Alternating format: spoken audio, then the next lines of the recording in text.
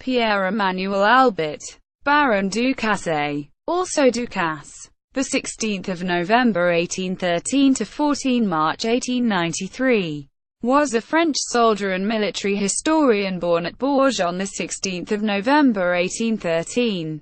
He is best known for being the first editor of the Correspondence of Napoleon I. He often published as Albert Ducasse. In 1849 he became aide-de-camp to Prince Jérôme Bonaparte, ex-king of Westphalia, then governor of the Invalides, on whose commission he wrote Mémoires pour servir à l'histoire de la campagne de 1812 en Russie, 1852. Subsequently he published Mémoires du Roi Joseph, 1853–1855, and, as a sequel, Histoire des négotiations diplomatiques relatives aux traits des Morfontaine, de Lunéville et d'Amiens, together with the unpublished correspondence of the Emperor Napoleon I with Cardinal Fesch, 1855–1856.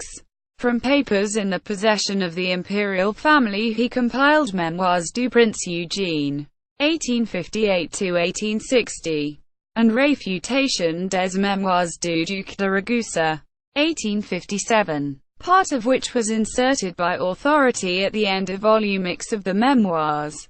He was attached to Jerome's son, Prince Napoleon, during the Crimean War, and wrote a Pierre-Émanuel-Albert historique des opérations militaires en Orient, de mars 1854 à October 1855, 1857, which was completed many years later by a volume entitled Le Crime et Sébastopol de 1853 à 1856, Documents internes et indats, followed by the complete list of the French officers killed or wounded in that war.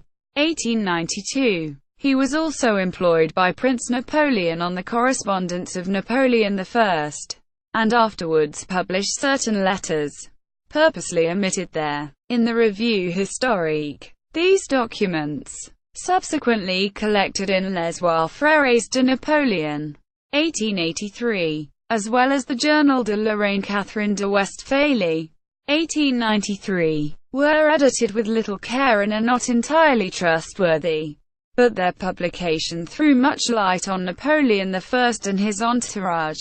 His Souvenirs d'un officier de les Zouaves, and Les Dessous du coup d'Écoute 1891, contain many piquant anecdotes, but at times degenerate into mere tittle-tattle.